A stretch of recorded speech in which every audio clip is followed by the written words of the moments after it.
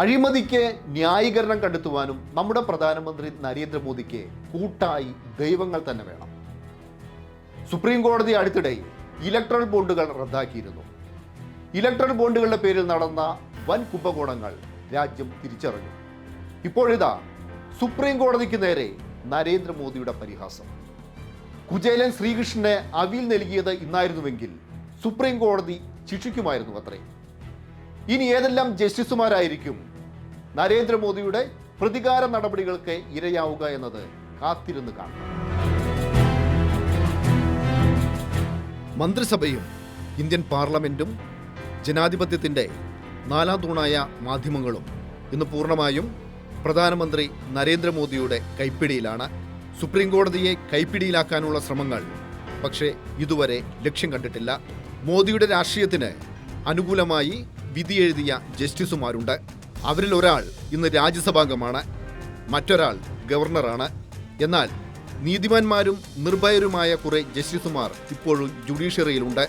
അവരിലാണ് രാജ്യത്തിൻ്റെ പ്രതീക്ഷ. ബിൽക്കിസ് ബാനു കൂട്ടബലാത്സംഗ കേസിലെ കുറ്റവാളികളെ ജയിലിൽ നിന്ന് മോചിപ്പിച്ച കേന്ദ്ര സർക്കാരിൻ്റെയും ഗുജറാത്ത് സർക്കാരിൻ്റെയും നടപടി സുപ്രീം കോടതി റദ്ദാക്കി. സംഘപരിവാറുകാരായ ആ കൊടും ക്രിമിനലുകളെ ജയിലിലേക്ക് അയച്ചു. അടിയേറ്റത് മോദിയുടെ മുഖത്തായിരുന്നു. ഇലക്ട്രൽ ബോണ്ട് കേസിലാണ് അടുത്ത തിരിച്ചടിയേറ്റത്. കോർപ്പറേറ്റുകൾക്ക് കള്ളപ്പണം വെളുപ്പിക്കാനുള്ള എളുപ്പവഴിയായിരുന്നു ഇലക്ട്രൽ ബോണ്ട്. ഇലക്ട്രൽ ബോണ്ടിലൂടെ BJPക്ക് എത്ര വേണമെങ്കിലും പണം നൽകാം. സംഭാവന നൽകുന്ന കോടീശ്വരന്മാരുടെ പേരുകൾ വെളിപ്പെടുത്തേണ്ട. അങ്ങനെ BJPയുടെ അക്കൗണ്ടിലേക്ക് കോടികൾ ഒഴുകിയെത്തി.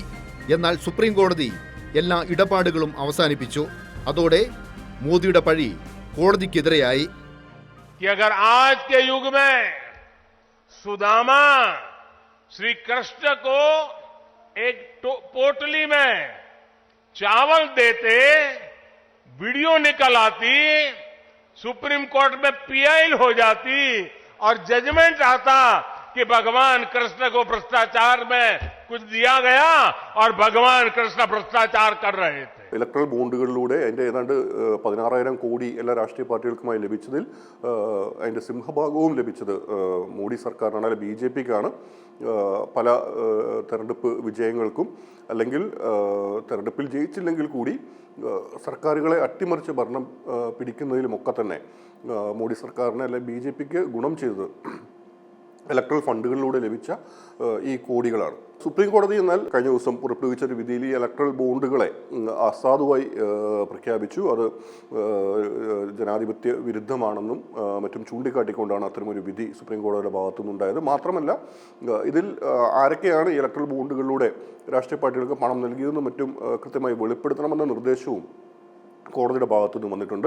അപ്പോൾ ഒരു ഇലക്ഷൻ പടിവാതിൽക്കൽ നിൽക്കെ ഇത്തരമൊരു വിധി BJPക്കും കേന്ദ്ര സർക്കാരിനും കനത്ത തിരിച്ചടി തന്നെയായി മാറിയിട്ടുണ്ട്. പ്രത്യേകിച്ച് ആരൊക്കെയാണ് BJPക്ക് പണം നൽകിയതെന്ന ആ ഒരു വെളിപ്പെടുത്തൽ തെരഞ്ഞെടുപ്പ് ഘട്ടത്തിൽ വന്നാൽ അത് തെരഞ്ഞെടുപ്പിൽ ദോഷം ചെയ്യുമെന്നൊരു ആശങ്കയും BJPക്കുണ്ട്.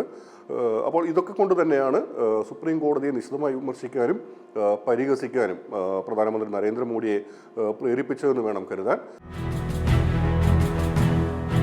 കൃഷ്ണ കുചേല കഥയിലെ കുചേലൻ പരമ ദരിദ്രനായിരുന്നു. എന്നാൽ മോദിയുടെ കുചേലന്മാർ അതിസമ്പന്നരാണ്. മോദി ശബ്ദിക്കുന്നതും പരിഹസിക്കുന്നതും ഇലക്ട്രൽ ബോണ്ടിലൂടെ BJPക്ക് കോടികൾ സംഭാവന ചെയ്യാൻ ശേഷിയുള്ള അതിസമ്പന്നർക്ക് വേണ്ടിയാണ്. സുപ്രീം കോടതിയെ അധിക്ഷേപിക്കാനും ഉദ്ധരിക്കുന്നത് ഒരു ദൈവകഥയാണ്. രാമന്റെയും കൃഷ്ണന്റെയും കഥകൾ, അയോധ്യയിലെ രാമക്ഷേത്രത്തിന്റെ മഹാത്മ്യം, ഇതെല്ലാം ഉണ്ടെങ്കിൽ എന്തുമാകാം. ആവോളം അഴിമതി നടത്താം, സുപ്രീം കോടതിയെ അവഹേളിക്കാം, സമരം ചെയ്യുന്ന കർഷകരെ വെടിവെച്ചു കൊല്ലാം.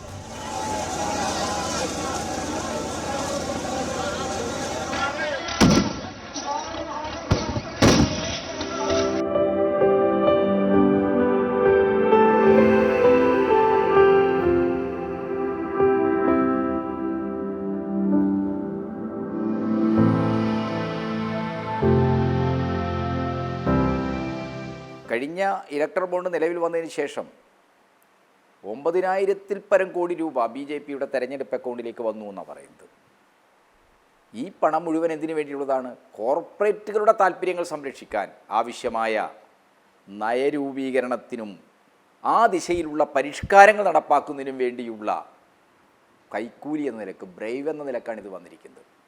അപ്പോൾ കൃത്യമായിട്ട് വൻകിട കോർപ്പറേറ്റുകൾ ഈ രാജ്യത്തെ ഭരണവർഗ പാർട്ടികൾക്ക് വലിയ സംഭാവനകൾ നൽകുന്നത് അവരുടെ മൂലധന താല്പര്യം, കോർപ്പറേറ്റ് താല്പര്യം സംരക്ഷിക്കാനാവശ്യമായ നടപടികൾക്ക് വേണ്ടിയാണ്. സുപ്രീം കോടതിയിൽ ഉണ്ടായിരിക്കുന്ന ഈ വിധി, ഈ 5 അംഗ ബെഞ്ചിൻ്റെ വിധി ചരിത്രപരമാണ്. കാരണം ഈ രാജ്യത്ത് അഴിമതിയെ ഏറ്റവും നിയമവൽക്കരിച്ച് അഴിമതിക്കാരായ, അന്യായമായ, അവിഹിതമായ മാർഗങ്ങളിലൂടെ പണമുണ്ടാക്കുന്നവരിൽ നിന്ന് ഫണ്ട് സ്വീകരിക്കാൻ രാഷ്ട്രീയ പാർട്ടികൾക്ക് സൗകര്യം ചെയ്തു കൊടുക്കുന്ന ഈ ഇലക്ടറൽ ബോണ്ട് ഭരണഘടനാ വിരുദ്ധമാണ്.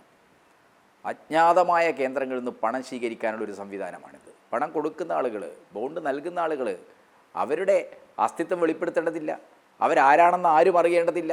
അത് ഭരണഘടനയുടെ 19(1)(a)ക്ക് വിരുദ്ധമാണ്, അങ്ങേയറ്റം ഭരണഘടനാ വിരുദ്ധമാണ് എന്ന കാര്യമാണ് സുപ്രീം കോടതി കണ്ടെത്തി ഈ നടപടി റദ്ദ് ചെയ്തിരിക്കുന്നത്. അപ്പോൾ ഇങ്ങനെ ഒരു നിയമം റദ്ദ് ചെയ്യുമ്പോൾ സ്വാഭാവികമായും BJP നരേന്ദ്രമോദി സർക്കാർ വലിയ രീതിയിലുള്ള ഒരു കുറ്റാരോപണത്തിനാണ് വിധേയമായിരിക്കുന്നത്, പ്രതിസ്ഥാനത്താണ് വന്നിരിക്കുന്നത്. ആ പ്രതിസ്ഥാനത്ത് നിന്നുകൊണ്ട് നരേന്ദ്രമോദി ഈ നടപടികളെ നമ്മുടെ പുരാണങ്ങളെയും മിത്തുകളെയൊക്കെ ഉപയോഗിച്ച് നീതീകരിക്കാൻ, ന്യായീകരിക്കാനാണ് ശ്രമിക്കുന്നത്. ഭീഷണികൾ, പരിഹാസങ്ങൾ, പ്രലോഭനങ്ങൾ ഇവയെയെല്ലാം അതിജീവിച്ച് നീതിബോധം ഉയർത്തിപ്പിടിച്ച ന്യായാധിപന്മാരുണ്ട്.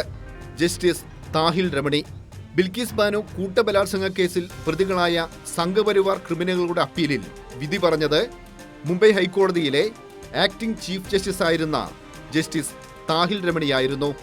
CBI കോടതി പ്രതികൾക്ക് നൽകിയ ശിക്ഷ ജസ്റ്റിസ് താഹിൽ രമണി ശരിവെച്ചു. പ്രതികൾ ഒട്ടും ദയ അർഹിക്കാത്ത കുറ്റം ചെയ്തതായി വിധിന്യായത്തിൽ എഴുതി. പിന്നീട് ജസ്റ്റിസ് താഹിൽ രമണി മദ്രാസ് ഹൈക്കോടതി ചീഫ് ജസ്റ്റിസായി. പിന്നാലെ താഹിൽ രമണിയെ തികച്ചും അപ്രധാനമായ മേഘാലയ ഹൈക്കോടതിയിലേക്ക് സ്ഥലം മാറ്റി. വേട്ടയാടലിന്റെ രാഷ്ട്രീയം തിരിച്ചറിഞ്ഞ താഹിൽ രമണി ജുഡീഷ്യറിയിൽ നിന്ന് രാജിവെച്ചു. സുപ്രീം കോടതിക്ക് നേരെയുള്ള പരിഹാസത്തിലൂടെ മോദി സത്യസന്ധരായ ജസ്റ്റിസുമാരെ പലതും ഓർമ്മിപ്പിക്കുന്നു. മോഡി കരുതുന്ന പോലെ അല്ലെങ്കിൽ BJP കരുതുന്ന പോലെ പൂർണ്ണമായും തങ്ങളുടെ നിയന്ത്രണത്തിലേക്ക് ഈ പറയുന്ന കോടതി, പരമോന്നത കോടതി എത്തിയിട്ടില്ല എന്ന ഒരു ബോധ്യവും അത് സൃഷ്ടിക്കുന്ന ഒരു വേവലാതിയും ഒക്കെ തന്നെയാണ്. പ്രധാനമന്ത്രി പോലെ ഒരു ഉന്നത പദവി വഹിക്കുന്ന വ്യക്തിയിൽ നിന്ന് ഇത്തരം പരാമർശങ്ങൾ സുപ്രീം കോടതി പോലെ രാജ്യത്തെ പരമോന്നത കോടതിക്കെതിരെ ഉണ്ടാവുന്നത് സ്വാഭാവികമായും അവർക്ക് സമീപകാലത്തെ ചില കോടതി വിധികൾ സൃഷ്ടിച്ച ആ ഒരു ആശങ്കയും വേവലാതിയും ഒക്കെ തന്നെയാണ്. ഇലക്ട്രൽ ബോർഡ് വിധിക്ക് പുറമെ തന്നെ നമുക്കറിയാം ചണ്ഡീഗഡ് മേയർ ഇലക്ഷൻ കേസിലെ സുപ്രീം കോടതിയുടെ നിലപാടും BJPക്കെതിരായിരുന്നു. നഗ്നമായ ജനാധിപത്യ അട്ടിമറി ചണ്ഡീഗഡിൽ നടന്നപ്പോൾ, അതായത് ഭരണം പിടിക്കാൻ ഏതറ്റം വരെയും പോകാൻ, എന്ത് ക്രമക്കേടും കാട്ടാൻ മടിയില്ല എന്ന് BJP തെളിയിച്ചപ്പോൾ അവർക്ക് തടയിട്ടുകൊണ്ട് അവിടെ ആ ഒരു ജനാധിപത്യ വിശ്വാസം പുനഃസ്ഥാപിക്കാൻ സുപ്രീം കോടതി കഴിഞ്ഞു. അപ്പം കോടതിയുടെ ഇത്തരം ഇടപെടലുകളാണ് മോഡിയെയും BJPയെയും അസ്വസ്ഥമാക്കുന്നത്.